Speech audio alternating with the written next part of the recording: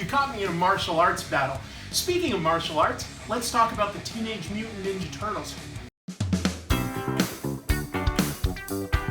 Comic tropes. Comic tropes.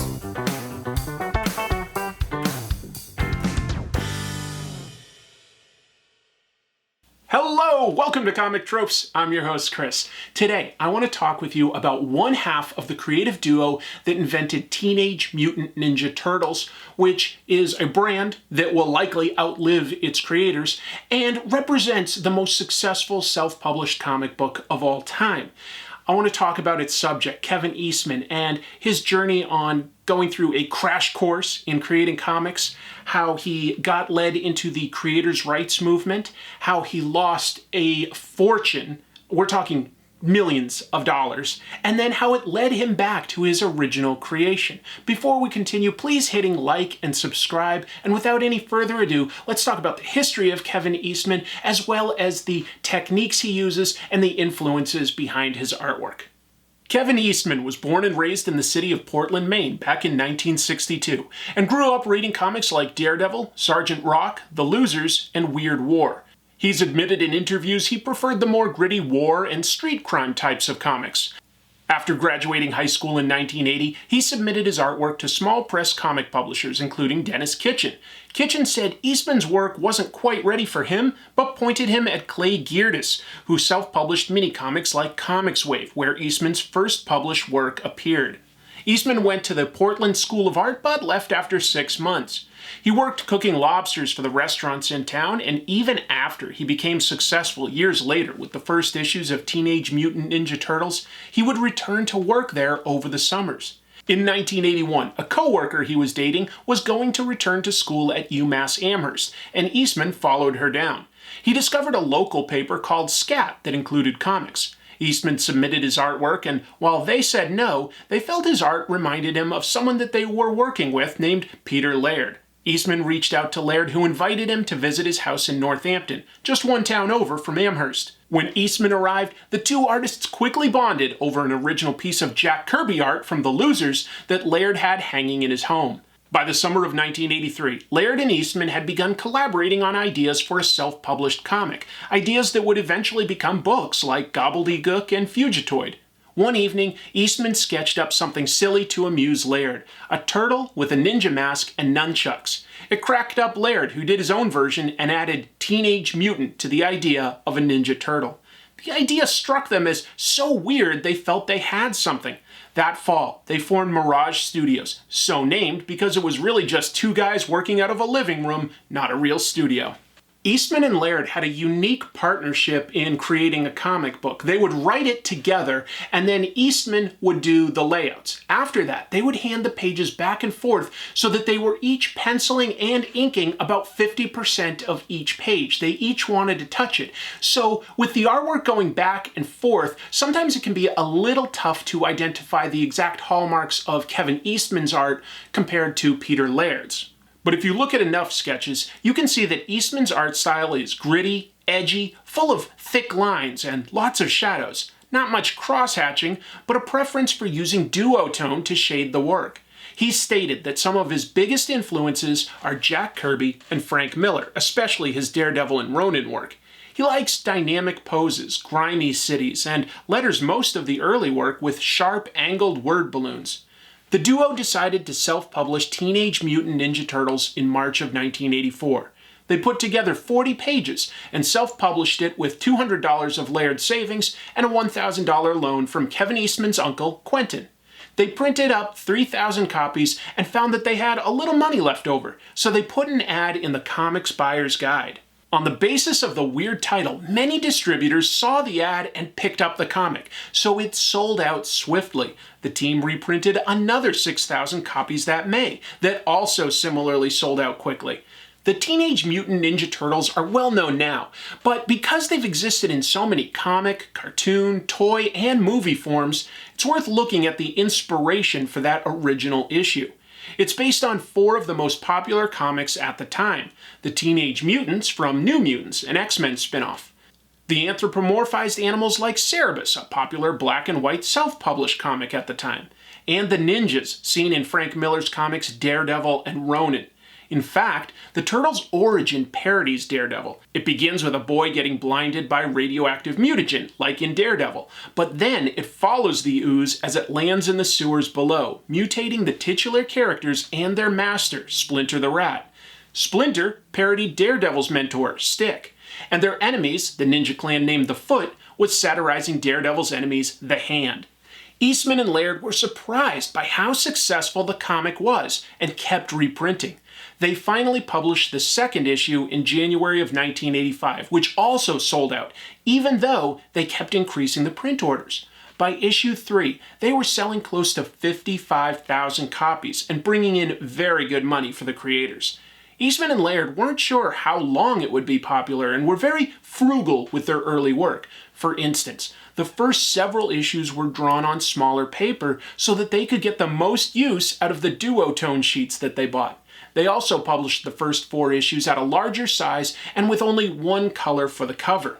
Issue 5 here is unique in that it was the first issue where they published it at standard comic book dimensions and they used a full color cover. Until then, they just used one color on the covers. So issue 5 was a big deal in that regard, and the sales continued to increase. They peaked at issue 8 with 135,000 copies. In that issue, Kevin Eastman did the majority of the art, but there are inks by Dave Sim on his character Cerebus, who guest starred in that issue.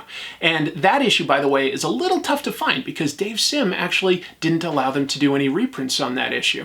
So by 1985, sales were good and Eastman and Laird started to license some of the Ninja Turtle stuff. They did a role-playing game with Palladium, they did a t-shirt, and they even licensed their characters to Solson Publications for a really terrible martial arts training manual. They had a series of these.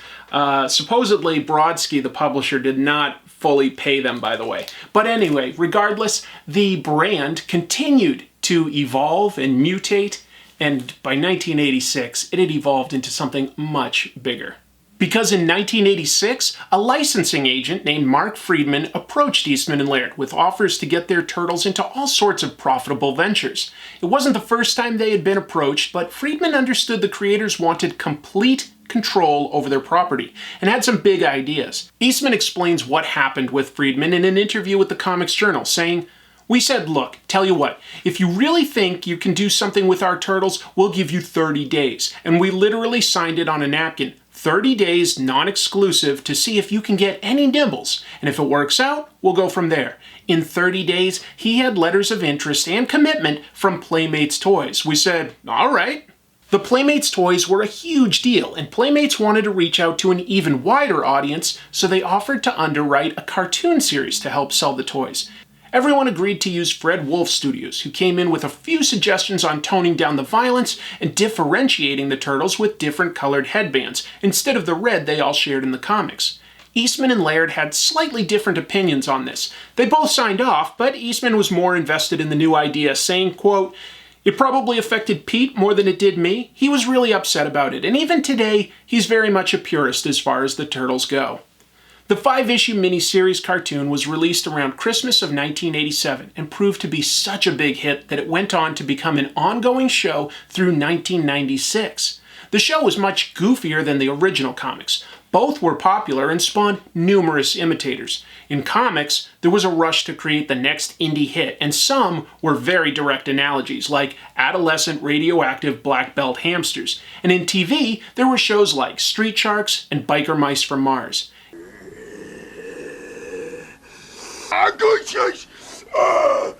Rocky Balboa action. Eastman spoke about how he felt about the very different show, saying, "There's some stuff we didn't really like, and some stuff that we wish we hadn't said yes to, stuff that they wanted to do, but we said, look, you know what? We don't think this will work anyway, and we'll always have our black and white comics to tell the kind of stories we want to tell." So that was a little bit of space where we said, okay, we're still okay because we've still got our comics, which ultimately, because of the success of the Turtles, we could no longer do. The fact was, at this point, it was taking both Eastman and Laird a lot of their time to manage their media empire. They didn't have as much time to collaborate on the comic. They ultimately did 11 issues of the Ninja Turtles comics, plus 4 micro-series one-shots for each of the Turtles. And at that point, they began collaborating with other people, or even handing it off to other people that they trusted. Some issues would be with in-house artists they hired, like Michael Dooney and Jim Lawson. Others would be handed off to well-known creators like Rick Veitch. And a lot of them would have one or both original creators working on them as well, but most of their time was spent with licensing agreements or lawsuits. A lot of those were strike suits, lawsuits with questionable merit, but that took a lot of time and money to fight. Cowboy Bob from the Howdy Doody Show sued them for saying they stole his catchphrase "Cowabunga." Fred Wolf Studios, the animation house for the cartoon, had been signed to do work for hire, but sued Eastman and Laird, arguing they came up with the important things for TMNT, like their sewer hideout and April's jumpsuit. These cases were easy to disprove and beat, but time-consuming. Stories about the toy rights in foreign countries is an especially entertaining read in an interview with Kevin Eastman in The Comics Journal issue 202. As the property grew in popularity, Kevin Eastman moved into a role as a businessman more than a creator. At one point, Peter David and Archie Goodwin met with Eastman and Laird with an offer to publish TMNT at Marvel under their Epic imprint for 50% of the profits and all rights to merchandising. They shut that offer down. In order to keep the quality high and earn their fair share, Eastman and Laird opted to continue focusing on the business with only occasional work on the comics. Kevin Eastman has said that he wished he could focus more on the creative side of things. This pushed him to connect with creators who were working on creating a creator's bill of rights for the industry. He befriended pros like Scott McCloud, Dave Sim, Steve Bissette, and Rick Veitch, among others. Many of them would eventually work on at least an issue of Ninja Turtles. Eastman's focus became less on writing and drawing and more on making sure creators' rights would be enforced.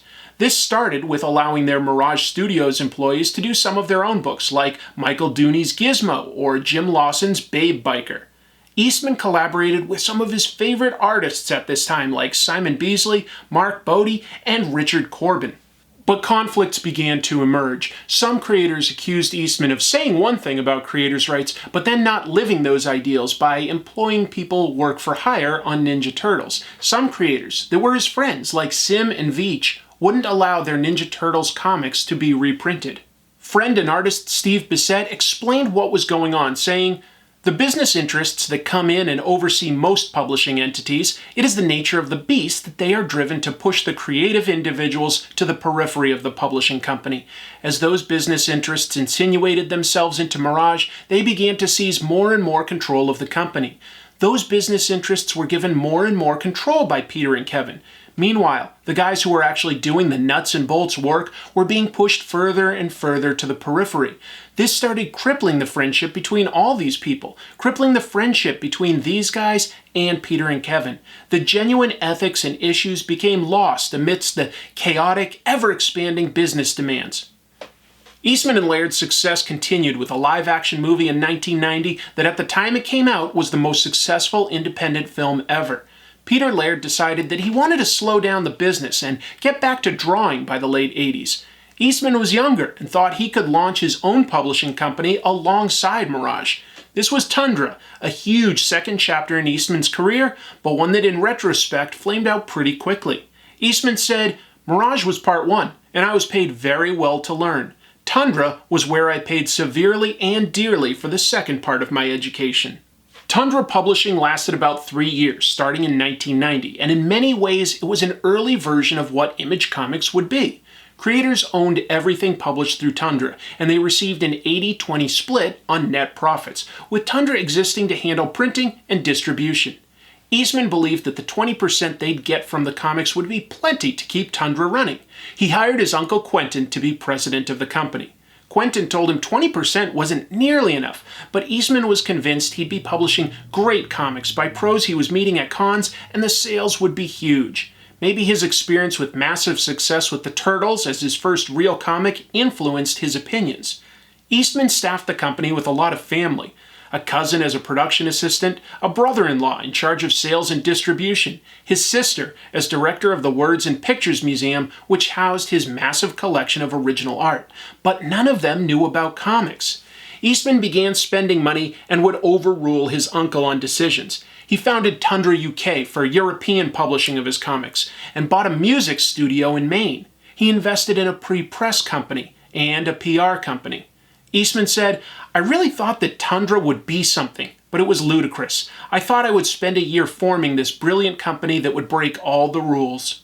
Kevin may have bought the tools of production, but he didn't hire professionals to handle the company. He didn't hire any editors, so there was no central organization for approving or shepherding books through to print. Uncle Quentin wanted a superhero book to bring in profits, but Kevin felt that he could fund it all with his TMNT money. In fact, while Quentin was nominally in charge, Eastman would regularly overrule his decisions. Kevin Eastman's original plan for Tundra was to publish 5 titles in year 1, 10 in year 2, and 15 in year 3. But right after forming Tundra, Eastman came back from the San Diego Comic-Con with 65 titles he agreed to fund, and in many cases, he issued huge advances to the creators. Eastman continued to spend massive amounts of money. 2 years into forming Tundra, Eastman also bought Heavy Metal magazine, which reprinted sci-fi stories from European creators. He paid Tundra creators huge advances, but not everything was completed. Among the projects that did see the light of day were several gems.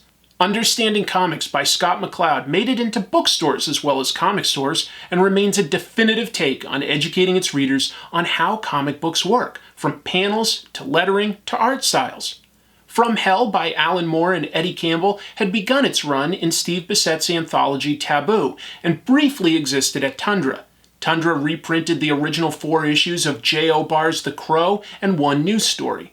Mike Allred got his big break by debuting Madman through Tundra. But even a success like Madman ended up costing Eastman money. In that book, Eastman gave Mike Allred a $12,000 advance. Now, to break even, he would have needed to sell about 20,000 copies of Madman, but the initial orders were only 6,500, so they printed double that, 13,000. The numbers would never have worked. They could never make a profit with that, and there were some that were even bigger tragedies. Alan Moore and Bill Sienkiewicz had self-published 2 issues of a Plan 12 on a book called Big Numbers. The story would follow the effect on a small English village when a huge mall is developed in their town. The creators self-published 2 issues, but Sienkiewicz got artist block somewhere in issue 3. Eastman hired Sienkiewicz's assistant, Al Columbia, to illustrate issue 4 and complete the story. For reasons never made clear, Columbia finished issue 4, then destroyed it and refused to continue. Tundra was hemorrhaging money. So Eastman decided he was not the right person to shepherd this company and made a deal to merge with Dennis Kitchen's company, Kitchen Sink Press. Kitchen Sink absorbed Tundra's projects, but for reasons I can't comprehend, Eastman paid them $2 million over 2 years to take over his projects. That included books that sold well, like The Crow, From Hell, and Bernie Wrightson's Captain Stern. Around this time, Eastman was backing off from running Tundra. He made time to collaborate again with Peter Laird on wrapping up Volume 1 of Teenage Mutant Ninja Turtles. The duo created a 13-part story that began in 1992 and wrapped up in 1993. From there, Mirage handed the comic off to other creators. The cartoon wrapped up a few years later in 1996, and a plan was made for a new TV show to start the next year, a live-action one. It was pretty cheap. It introduced a new 5th turtle, a female called Venus de Milo. Peter Laird has spoken about how he really disliked the idea, but Eastman thought it was a cool new addition. The creators were drifting apart. At this point, in 1998, the two hadn't worked closely since collaborating on the comic book back in 1993. On top of that, Eastman had moved across the country to California. Kevin Eastman decided he was ready to move on from his creation, and in 2000, he began selling his shares in TMNT to Peter Laird. Laird oversaw a new cartoon series that began in 2003 on Fox, but by this point, Kevin Eastman was only working on Heavy Metal magazine as the publisher and editor. After the second cartoon wrapped up in 2009, Peter Laird sold the rights to Teenage Mutant Ninja Turtles to Nickelodeon. He retained the rights to publish up to 18 issues of a TMNT comic each year if he ever feels like it. Kevin Eastman got none of the $60 million sale. On top of that, Eastman estimates that he must have spent between $9 and $14 million over the 3 years of Tundra's existence. However, in 2011, Nickelodeon had IDW start a new comic series, and Eastman was asked to participate as a co-writer. Eastman has also provided page layouts and has illustrated a number of covers. He also worked as an advisor on the 2 live-action movies that Nickelodeon produced. The IDW comic just passed 100 issues, and Eastman is still involved. He did this cover for issue 100, so that's pretty cool. Eastman seems like a guy that really loves comics. He wears his influences on his sleeves. You can see the Jack Kirby and Frank Miller influences. And beyond that, he co-created with Peter Laird some characters that will live on well past them. They're just fantastic. They're beloved by millions. And they're very versatile and kind of subversive. I love that you've got mutant teenagers running around with weapons. That's a little subversive in a way for how popular it is with all sorts of people. And my love for the Ninja Turtles goes back to those original black and white comics. I discovered those in the mid-'80s, and they were really influential in terms of exposing me to what comic books in general could be. They didn't just have to be color superheroes. They could be black and white. They could be scary. They could be funny. They seemed like something with the right luck that maybe you and your friend could make. But Eastman and Laird actually got to do that. And it is pretty cool on top of that nearly 4 decades later, they each still have ties to their original creations. All right, I've got a few more thoughts, but let's take a quick look at some fan art that came in this week, and I'll be right back. J. Andrew World returns with an illustration of me as the villain Two-Face from Batman. Datadog Ein sent in this comic, which parodies the Chick Tract comics. Brian Long illustrated me as the Joker, very creepy. Mars Hammer created me as one of the Bone Cousins, very cute. Here's an illustration by Logan Pescrillo, and it's me with Spawn, very cool. This comic strip is by Eric Russell, in which I battle Infotron, who is Darth Vader. Pablo Decat sent in this illustration of me as the Punisher. Here's some artwork by K10 Mo, which is celebrating that I will someday get 1 million subscribers if I sell my soul to the devil. Patrick created this cool illustration of me, full of Rob Liefeld tropes. Meanwhile, Miguel Cordero used Frank Miller's tropes for this illustration of me. This is a cool logo created by Brad Forder. eToy sent in this cool illustration in the style of the famous Akira image. James Bain created this cool homage to Crisis on Infinite Earths, which references not only that I passed 100,000 subscribers, but has tons of little Easter eggs to reviews that I've done before. This cartoon was sent in by Tyler Garcia. Rich McKay points out the tropes that I myself have created. Doug Fiskus illustrated me as Rorschach looking at me drawn by Rob Liefeld. Vial Pando returns with this amazing illustration of Galactus and me as Silver Surfer. From Russia, Ficus sent in this piece, which he says is in the style of JoJo's Bizarre Adventure. Martin Castagnan has made me look way cooler than I deserve to be. Amanda Saladino sent in this piece, and she hopes that someday I will discuss Sandman by Neil Gaiman. Fried Egg Designs created this piece in MS Paint, which represents a lot of patience. Finally, Orion Dunn sent in this great artwork, where Infotron substitutes for Darkseid. Folks, if you'd like to have some fan art shown on this channel, I'm always happy to share that. Just send it in to this address, comictropes@gmail.com. Make sure that it has something to do with comic tropes. And then I will also pick a winner to get a Gachapon prize out of the Gachapony machine that was donated by Lunar Shine Store. We had a lot of entrants this week. Let's see who won. All right, we got plenty of people. We got number 10. Number 10 was this art, just so that you can remember. And boy, don't worry, I love Ninja Turtles, and I will cover Peter Laird at some point as well. There's plenty more that I can say about Ninja Turtles in general. One of my favorite comics. I absolutely love it. Let's see what prize was won this week. All right, I got these in Japan, so these are usually pretty unique. This one is a little hard to see. It's always hard to see, isn't it?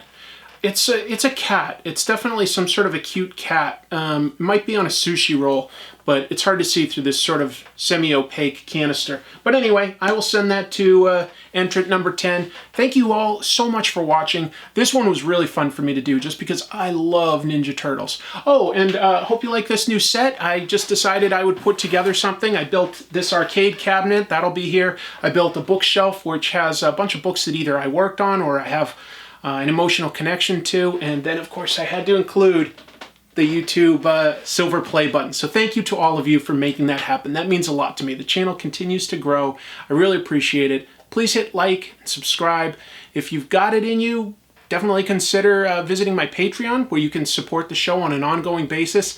It's a tough time. It's a tough time right now. So, you know, if you don't have that money, I don't want anybody to overextend themselves. But honestly, even just $1 helps tremendously, because if I got like 10% of my viewership donating $1, I could do this full time.